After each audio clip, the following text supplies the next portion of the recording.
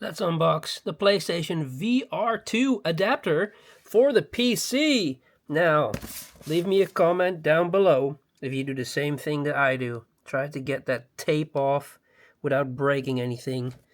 Well, this apparently was kind of paper tape, so we couldn't get it off without scuffing it. Oh boy. There we go, a box in a box. How cool is that?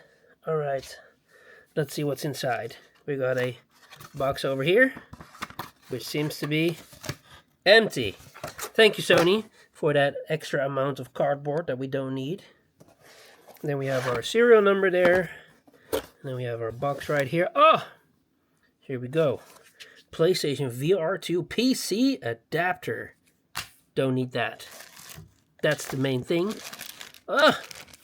It is a power brick. There you go. Standard power brick. Here's your adapter. This is the EU adapter. The EU adapter. Alright. And here is, ladies and gentlemen, the adapter itself.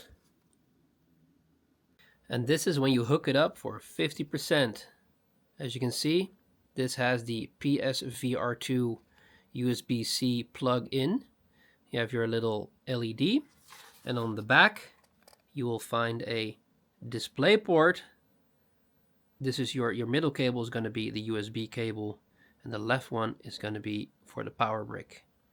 So you do need to put in your PSVR2 headset, of course, with the USB-C connection, but also put in a DisplayPort connection towards your graphics card.